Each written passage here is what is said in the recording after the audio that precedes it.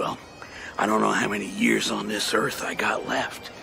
I'm gonna get real weird with it. Hello my darling, it's Chanel and welcome to another vlog. So today we're doing Get Real Weird With It, where I talk about weird, fringe, alternative books, or books that I just haven't seen talked about a lot on booktube. So before I tell you about what I am reading and have read in this vlog, I did want to give a shout out to a Melbourne author who reached out and asked if I wanted to read their book because I thought it would be perfect for this vlog, and I do think it is perfect for this vlog. But after reading an excerpt, I could see that I wasn't the right reader for their book and I wouldn't have done it justice, but I did still want to mention it because it could appeal to a lot of you, and that book is Meth DTF by Shane Jessie Christmas. It's definitely got an experimental style of writing that could appeal to fans of alternative literature, so I thought I'd just shout that out. Now, the first book that I have already read for this reading vlog is The Bloody Chamber by Angela Carter. This was mentioned to me by a viewer and it was one that was on my radar. So this has so many covers. Do yourself a favor, take a look at all of them. I especially think Estonia went their own way and I love it, so that was a delight to see all the different covers. But this is a collection of short gothic sensual fairy tale retellings by Angela Carter. So I'm just going to briefly go through these short stories and tell you what I rated each of them individually and then what I think of the book as a whole. So the book is 214 pages and the first and longest story is called The Bloody Chamber, the titular story. This is a retelling of Bluebeard's Wives. The way that she retold the story was giving me massive Rebecca by Daphne du Maurier vibes. So if you like that story, you might like this one. I gave this particular story 3.5 stars. It was my second favorite story in the book. Besides a more modern setting, I felt like it held true to the original tale. For me in this story though, the mother of the girl who marries basically Bluebeard, she was kick-ass. And I wanted to know more about her. I was like, why wasn't she in this more? Who is this woman astride that horse who kills tigers and murderous husbands? Please, sir, can I have some more of that lady? Mommy? I know mommy? Sorry, mommy?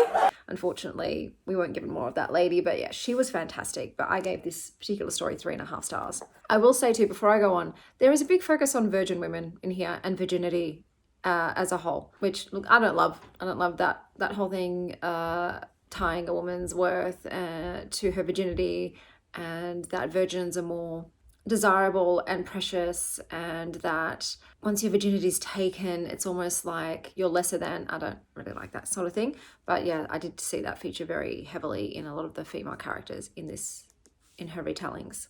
The next book was The Courtship of Mr. Lion. I gave this one a 3 stars, and this was a Beauty and the Beast retelling, but with taxi cabs. There's not really a whole lot to say about it. A lot of these stories I don't really have a lot of thoughts on. They were quite similar to the original stories, just with a bit of extra, and because they were so short, some of these stories, yeah, I don't have a lot of thoughts and opinions on them. The next one was another Beauty and the Beast retelling. This one was called Tiger's Bride.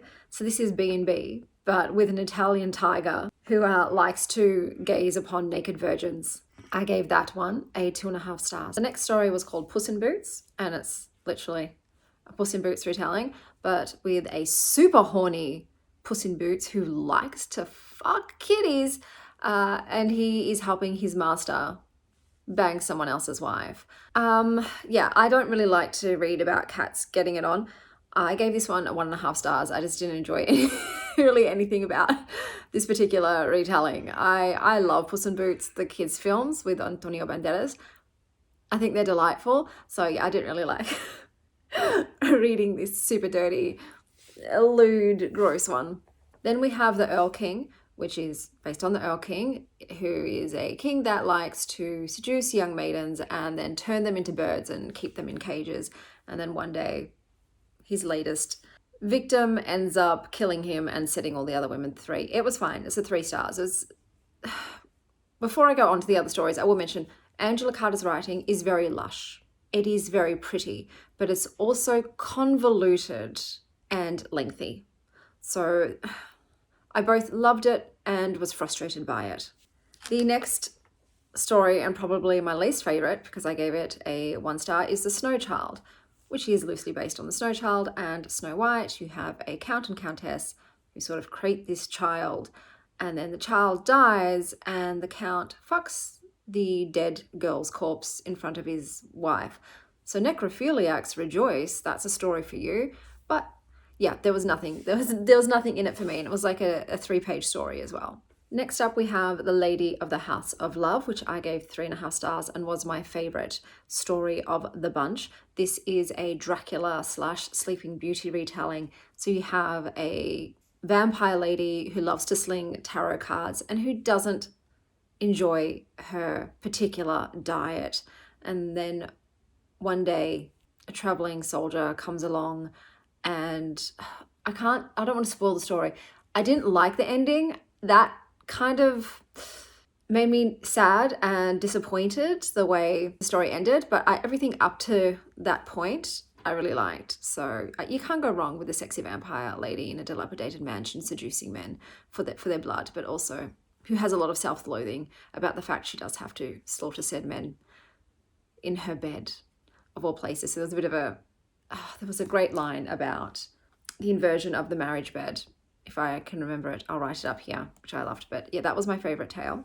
Then we have The Werewolf, which I gave 2.5 stars, which is a Little Red Riding Hood retelling. I normally, out of all the retellings, have the most success with Little Red Riding Hood retellings. I tend to enjoy them the most. In this particular one, you have Little Red Riding Hood, who ends up killing her werewolf granny and inheriting her house. So it all works out for Little Red Riding Hood. Then we have another Little Red Riding Hood retelling in The Company of Wolves, which I gave 2.5 stars.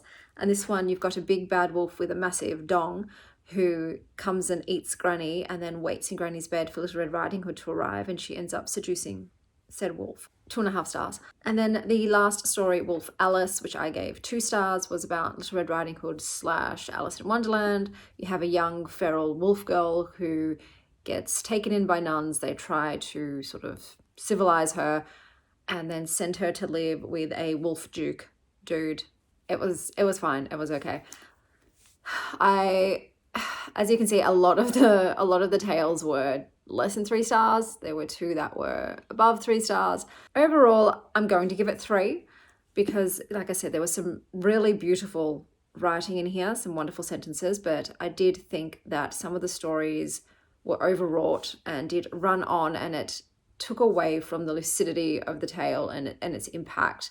It's like almost like a beautiful snowstorm. It's absolutely stunning, but you can't really see. Your view's obscured by the beautiful flurries of snowflakes. So a lot of people say, I think this was trying to be touted as feminist retellings. I don't agree. I found that it was very also heteronormative in here, which kind of bummed me out. There was no real queerness at all. I don't think there was any queerness. What am I talking about in this book? Would have liked that. I also found there to be a little bit of racism in here. There was some like racist turns of phrases and verbiage used, which wasn't great. So look, it was fine. With retellings, I want more, especially if they're more modern retellings. I think though this was written in the 80s, so it's not super modern. Very gothic though. It did hit the nail on the head. I think if you just really love gothic tales and you love short stories and you love fairy tales, then this would be a book that you really enjoy. I was expecting just a bit more from it, a bit more maybe even darkness. It wasn't as edgy as I was hoping it was going to be, as violent, as horrific, or even as sexual. Because like I said, I think I just had the wrong idea going in based on a lot of other people's reviews and blurbs and things. I was expecting a bit more. It was fine. It's a 3-star read.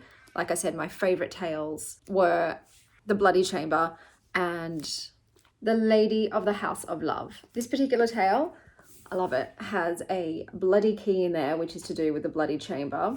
So I do love that. And we've got like a beautiful cover on the back too. So you've got little bits from all the different tales in here. But yes, the choker of rubies to look like a slit throat. I love that look. I've seen that on Pinterest. I'm like, yeah, that's stunning. So I would love to get obviously not real, but a red gem choker that looks like I've had my throat slit. And I guess this is a classic. It's considered a classic as well. I wish there had been illustrations too. I think this is a sort of book, like there are sometimes little roses, but I think this is the kind of book that would really do well with some gothic illustrations to go along with the stories. I did originally have plans to go to a secondhand bookstore today to sell some of my books and to hopefully pick up some new ones, but both of my kids are sick at home. So those plans are dashed. I don't know when I'll be able to do that, but that is on the agenda at some point. The next book that I will be picking up is called Empire of the Senseless by Kathy Acker.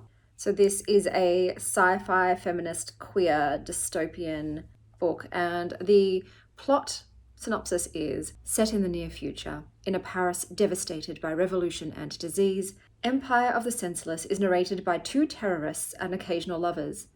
Thavai, a pirate, and Abhor, part robot, part human. Together and apart, the two undertake an odyssey of carnage, a holocaust of erotic, an elegy for the world of our fathers, where the terrorists and the wretched of the earth are in command, marching down a road charted by Genet to a Marseillais composed by Sade. So I'm expecting something really bizarre for this one.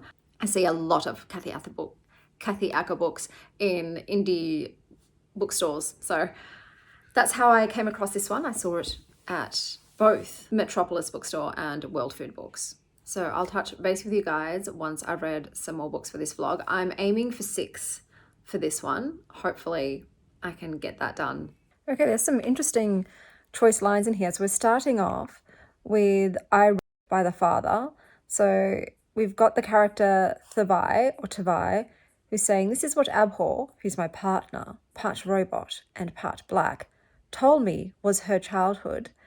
And so you've got Abhor talking about her childhood. When she was a kid, she was put out to the streets to pasture. She was the right age, about 10. And then this is the line that got me. This boy, almost as beautiful as a strand of my grandmother's cunt hair, from a distance and in fantasy, loved my grandmother. Yeah, this book has some interesting sentences in it. It's got a very unique style and voice. Okay, we have a daddy-daughter scene. Look, I just started it. It's still in the beginning. I am going to give it a bit more before I let it go. I don't love reading this stuff, even though it's fictional, guys. It just, you know? Yeah, it's got a very colloquial, fragmented style of writing, which is interesting. I don't love it, but it's interesting. But yeah, look, I will give it a bit more just to see if it's not all this, if this is just this one little part here in Abhor's story. Okay, so unfortunately, I have decided to DNF it. I am just not the right reader for this book, and I'd rather not rate it poorly because I don't enjoy it. It's very sort of savage punk erotic horror. There is a lot of sexual violence in this, so a lot of SA incest against kids. No, it's not for me. It's also got a very deconstructed narrative, which it takes a bit to sort of, I don't want to even say get into it. You've just got to let it wash over you, so to speak. I'm going to read you a little paragraph so you can sort of get a flavour for the style of writing. I knew you were going to come back to me, to the exact spot where we first met. In a river. In my cunt. I'm sopping wet. Let's fuck on top of this mountain, splashing the waters of hydrochloric acid into my nostrils. Daddy. Pull off my fingernails. My back has been carved into roses. You scream that it's not only by you, as if you're alive, or as if I'm not dreaming, as if I really possessed you and you really possessed me. We tore off each other's head and ate out the contents, then pecked out the remaining eyes, pulled out the shark's teeth and sucked opium out of the gums. My vagina was bleeding, and I said to my father, the sailor, let's not be possessed. So look, there are beautiful fragments in there and very interesting segments and ideas, but like I said, it's just the overwhelming sexual violence, and like I said, with children, I can't get past it. It's so pervasive, it's so saturated into the story. And yeah, I would classify this as a bit of an erotic horror. There's, like I said, it's quite descriptive. I feel like, you know, there's readers for every book though, and there are people who thoroughly enjoy this. The style I could get behind. It's just the content for me, it's a bit much. So yeah, I've decided to DNF it, but definitely an interesting alternative, weird, fringe, avant-garde book. So the next book that I'm going to pick up is Ultraluminous by Catherine Four. This is a thriller novella. I'm going to read the synopsis. I think it's a bit more than that. I'm not going to read the whole blurb though, but hopefully there's no child essay stuff in here. Girlfriend, prostitute, addict, terrorist. Who is Kay? Ultraluminous. This book follows 1 year in the life of a high-end girlfriend experience prostitute. She has just returned to her native New York City after more than a decade abroad. Why has she come back? Did things go badly for her? Does she have scores to settle? Is there a larger scheme she's not showing us, a truth that won't be revealed until we can see everything? Okay, so it's got like a mystery thriller-ish element in here, so we'll see what this is like. But yeah, just for me personally, if a book contains a lot of essay aimed at children, I'm not going to be pushing through those anymore. After Zealous Immaculate, there's no point doing it. I will never really enjoy a book that has a lot of that as the meat of the book. You know, one scene, maybe two perhaps, but if it's more than that, yeah, no, especially on page when it's written and clearly displayed for you. It's not my jam in terms of what I want to consume fiction-wise. So that will be the next book. I am absolutely hoping and praying this one particular book gets to me in time. So I've ordered it because I want a physical copy, because the cover is so pretty, and that is Rainbow Filth by Tim Meyer. So I'm hoping it comes. Amazon is the only place that stocked it, had it in stock. So that's where I ordered it, and I ordered it 3 months ago now, and I keep emailing them and like, yeah, it's gonna make its way to you. It's coming. And I'm like, is it, darling? I have not received it. So yeah, they said again that it will be here by the 8th. It's currently the 4th. It hasn't been shipped. I think they're bullshitting. I don't think they're telling the truth. So I think you can sometimes special request books from bookstores for them to get it in and sell it to you. Obviously, I'll be paying a lot more money than Amazon, but I might end up doing that because yeah, I just don't want the e-copy of this. Like, even if I don't like the book, the cover is just so pretty that I do want it. So fingers crossed we'll get to that here. A book just came into the library too, so I might add that to this reading vlog as well. We'll see how we go. I've already pivoted because I did DNF the Kathy Acker book, so I definitely will do at least 6 because I would like to at least read 5 books in full. But yes, I'll see you later on when I have read Ultraluminous. Okay, so I've started reading Ultraluminous and it's very consumable. The way she's formatted it is she's separated each client into separate paragraphs. They're very bite-sized, so they're quick to read, and it feels just like each is an individual piece of popcorn, so you just keep eating bite after bite. The protagonist has a few Johns, a few clients. I will list their names up on the screen, and so it's interesting to see each type of client and how she interacts with them. She's also sleeping with a man for free. So a man that she likes. He's an ex-army ranger, I believe. And there's a lot of white space in the novel. And there's also this, I don't want to say dissonance, but the main character, there's this like juxtaposition between obviously the luxury her profession of choice enables her to have, with this just like constant undercurrent of violence and this repetition. It's interesting. She's also seems to be quite apathetic, which I think a lot of sex workers do end up sort of compartmentalizing themselves and disassociating themselves from their work. But yeah, it's very easy to read. I don't know where it's going right now. It just feels like little diary entries, little flashes and snippets of her work and her life. But yeah, I think this will be a quick read.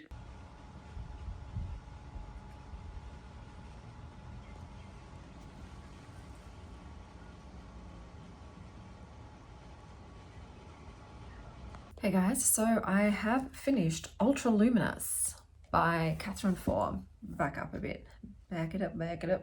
So yeah, as I said previously, you're following a high-class escort as she returns to Manhattan and gives herself a year, I think, to enjoy life, be happy with life, after having a relationship with a sheik that ended and broke her heart. That said sheik was a terrorist who would make bombs for various people. The main protagonist has a massive addiction to Dwayne Reed sushi and heroin. And like I said, you don't ever really know what she's thinking and feeling. The vignettes, the little very short snippets of her interactions with these various narcissistic men don't show her interior landscape. So you never really get to know her. And I would say that the thriller aspect of the book comes in right at the end. And it is confusing because you kind of understand why, but at the same time you don't understand why. It does feel very sudden. You don't really see it coming. The overall tone of the book is very dry and nihilistic. I saw some people compare it to American Psycho, and I can see some similarities there. I'm going to just read to you one of the paragraphs. And look, in the beginning, I enjoyed the very quick glimpses into all of these little snippets and vignettes of her life, but the entire book being written that way did end up getting a bit exhausting, because you're not only going from John to John, you're also going back and forth in time. So it's hard to orient yourself. It's like, you know how some booktubers do like 2-second or 1-second fragments as part of the intro of the whole video. They'll show you just flashes of what you can expect. It's like that. The whole thing is like that. So yeah, for me, sorry, I just had to go check on my sick kids. For me, it was a bit headache inducing by the end of it. So I'll just choose a random bit. I bring a bath towel up to the ex-ranger's tar paper roof. I lie on it and tan myself. The ex-ranger comes up through the hatch door. He stands above me. How much does it cost to fuck you? I'm wearing sunglasses, but I put my hand over my eyes. What? I say. He starts counting out the hundreds I just left in his bathroom. There's no wind. He doesn't really mean it. The bills fall onto my stomach one by one. Keep going, I say. And that's it for that one. But there'll be ones that are literally just one sentence and then it goes on to the next one. Obviously, a lot of them are very sexually explicit because that is her profession. What am I going to rate? There's probably a 3. It was interesting, but it's a lot. I think this is one that probably wouldn't appeal to many. But yeah, just the way it was done made sense for the book and the character and her life. Yeah, it's these things are hard to. Who's that? Someone's texting me. That's my daughter. They're hard to review and talk about because they're odd and strange, and they stray from the norm. I don't know if I love the ending either. The violence of it. It was a bit much. It made it feel a bit not cartoonish, but exaggerated, I guess. I was expecting something a bit more real to life because the rest of the book felt like life in days in the life of a high-class escort with the Johns. I will say that having to continually read calf spraying guy was annoying. For some reason, those words really made my brain trip. So that was frustrating. The next book I read was Girls Against God by Jenny Hval, which a viewer recommended to me. So I previously read Paradise Rot by this author and didn't like it. This one, thankfully, contained far less urine. It's written in the second person narrative, and for me, I don't feel like this was really a fictional book with a plot as much as it felt like a bunch of essays and stream of consciousness of the author. That's really more what it felt like rather than a story. But the book is separated into 3 segments. The first is the longest. It's called The Witchcraft. And in this one, hatred is her pleasure, literally. This is about a provincial goth who absolutely despises God, lives for her hatred of God, her hatred for a lot of things. Hate is a hobby in this girl's life. This whole segment of the book just reminded me of Bambi Thug, especially like their Eurovision performance but the character in the book too references a lot of Scandinavian death metal. It's very heavy on the goth angst and rebellion. In regards to the stream of consciousness, there's a lot of her thoughts and opinions about music, about film, about witchcraft and art, especially the artist Munch. There was a fun nostalgic trip down 90s internet lane, so that like the world of the internet when it opened up for all of us millennial kids, and Alta Vista and Merc and porn, rites of passage. The next part was called The Forest, and this was basically just a fever dream about a movie set in a forest written in script form. And then the last part was called The Egg, and this was about school, also about filmmaking, and a lot about aspic in a horror sense. So I'll read you a little bit of an excerpt. Look, I did like some fragments of this, some of the style of writing. I did feel towards the end, though, it felt quite repetitive and circular, and I guess in the head of a very angry teenage girl. But we'll read this part. Where is God? God is in the knitted hats of the humble billionaires, the heirs' sailboats, and the shareholders' velvet-lined inside pockets. God is in the pillboxes and the protein powder at the gym. God watches over the reality TV producers and the media corporations' financial advisors. God surfaces in the threshing machines separating bad art from good art. God's hand rests protectively over the hand that slaps your ass at school, at the rock club, at the university, and on the underground. Because God is always in the system, in the sewers, in the trash, in the garbage, with the whores and the poor like they teach us in school. So yeah, I think I'm going to give it 3 stars. Probably it's more like a 2.75, but I'm going to round it up because it just felt very long in the tooth, and like I said, really repetitive, and it started feeling like I was just reading the same rage-filled rambles of a ticked off lady. So we'll just say 3 stars. But I don't think I'm going to read any more of Jenny Caval's stuff. It's fine, it just doesn't fluff my feathers up. The next book I picked up was Crypt of the Moon Spider by Nathan Ballingrud. So this is a sci-fi horror Lovecraftian novella, and it's, how many pages is this one? 88 pages. It was short. I just finished reading it. My God, if you have arachnophobia, don't touch this. Don't touch it at all. Don't even look at the cover. Yeah, it's all about the spiders, babes. In this world, it's the 1920s, but humans found these crypts on the moon that used to house these moon spiders, these very sort of eldritch kind of creatures, but the moon spiders are dead. However, the servants of the moon spiders, the priests, if you will, still linger there, and it's basically a mental asylum, but a health institute for the treatment of melancholy, which is depression, has opened up there because they use these spiders' silk to heal the patients. I won't tell you the practices they use to do this because it is full body horror, but a young woman is sent there by her husband to get better, and quickly realizes that the home isn't really for helping people. Let's just say that. And a lot of really disturbing stuff goes down. Oh, it's all about spiders and body horror and mental asylum abuse. So it did what it needed to do. The writing was lovely. I'm probably giving it a 3.25. Am I rounding it down? Am I rounding it up? What am I going to do? Like, it was cool, but yeah, I'm going to round it down to a 3, but it's a 3.25. It was horrifying. It was gross. It was an easy read, as in like the prose was easy to understand, and it was lovely. It was well done. It's just, I'm not really into spiders.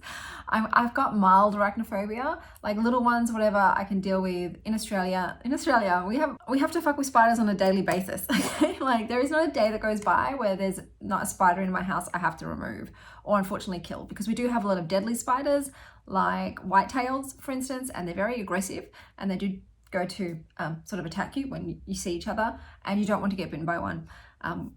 So yeah, like this book wasn't it wasn't an enjoyable experience, so that's why I guess I'm going to round it down to a 3 stars. But I think if you love horror and you have no issues with spiders and cutting people's skulls open and messing with their brains and stuff, then this is right up your alley.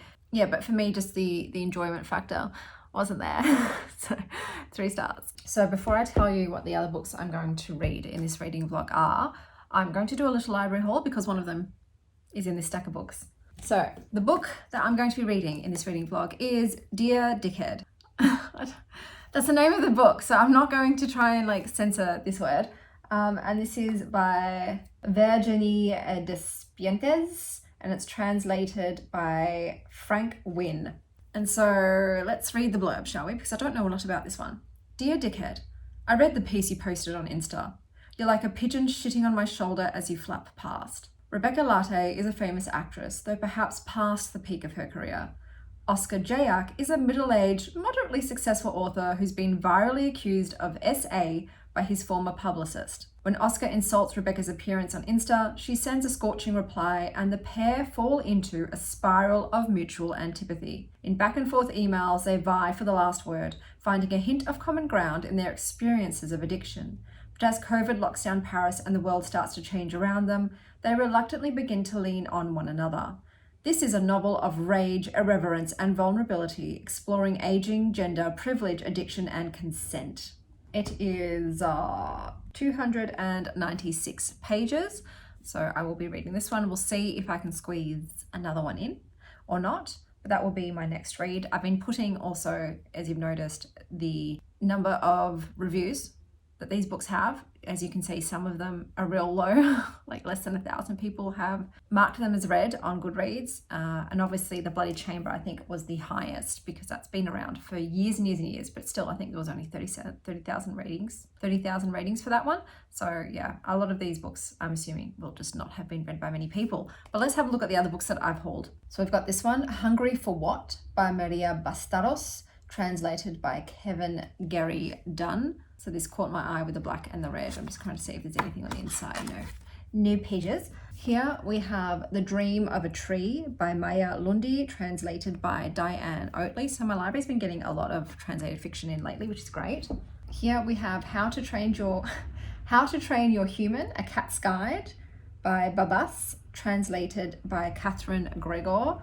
So there are there's little pictures in here. Sorry, the rubbish truck has just come. That is so cute. I'll have to show Indy the pictures so she can choose her favorite cat. I hope you don't mind like the very casual appearance, but it's 38 degrees today, so like 100 Fahrenheit, and I'm sweating, so I can't be putting like makeup on my face on days like this, and my hair's wet because I had to have a shower to wash the sweat off my body. And this is now a question I ask myself quite frequently.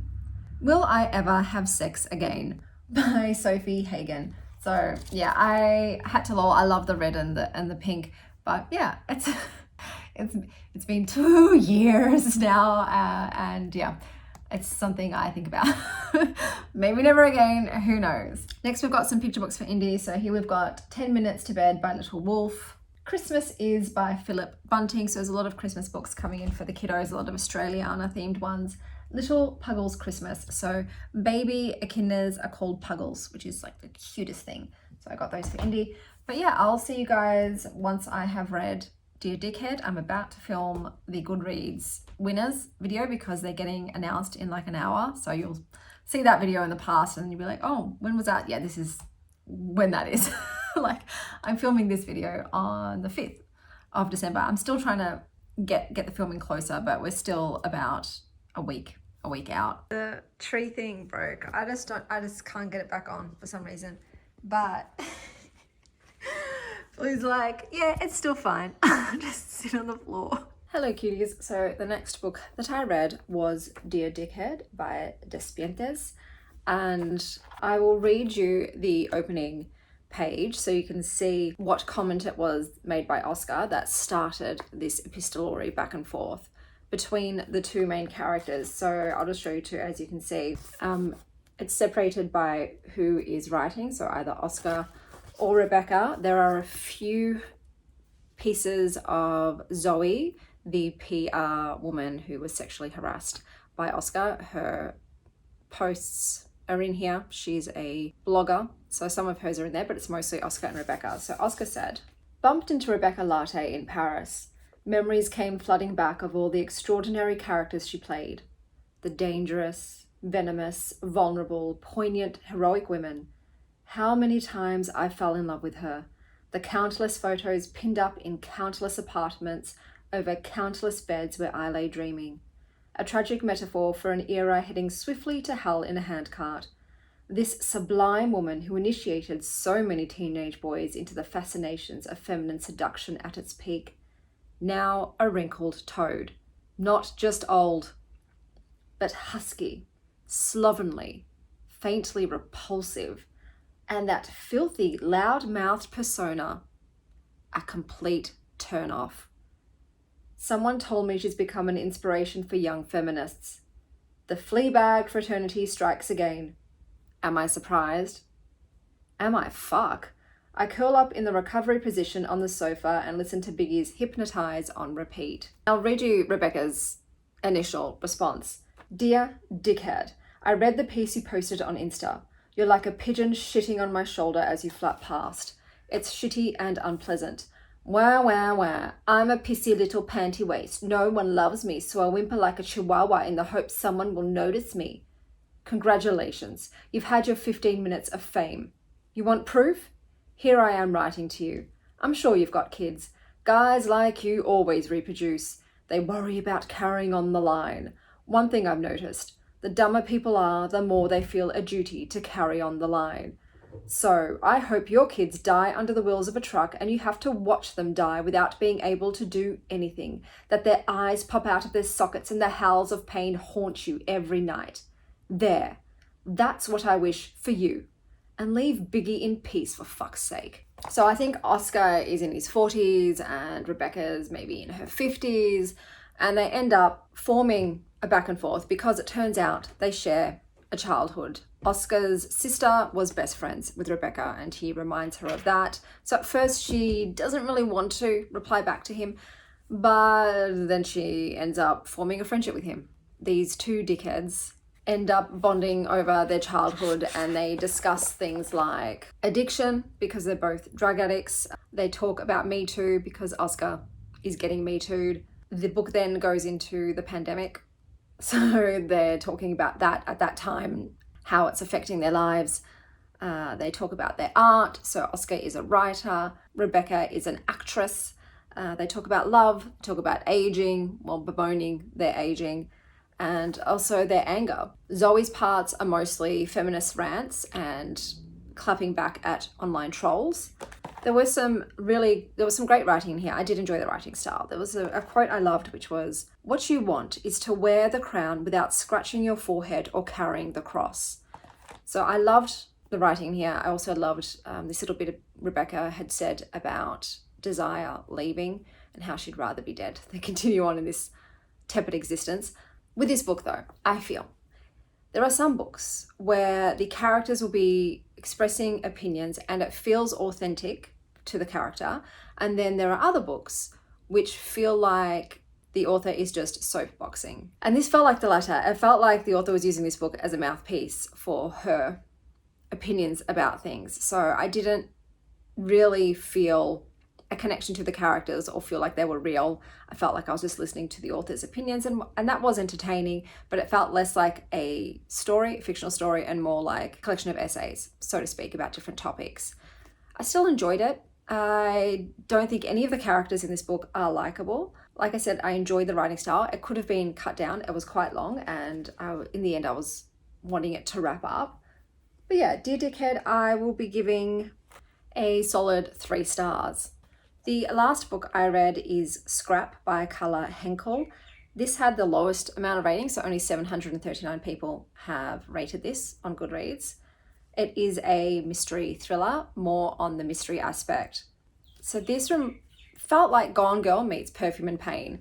You have an angry lesbian artist named Esther Ray, and she's just been dumped by her fiance in quite a brutal way, and you see that Esther herself is quite obsessive. She's obsessed with listening to true crime and she becomes sort of obsessed with people and situations.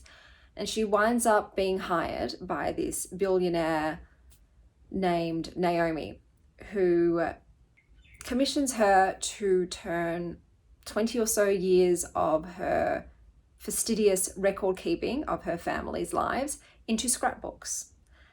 And when Esther Ray starts going through the scrapbooks, she notices that there are a lot of financial documents in there, and she's a bit confused and flummoxed and asks Naomi, hey, do you want these like bank statements incorporated into the scrapbooks? And Naomi is like, yes, everything must be included.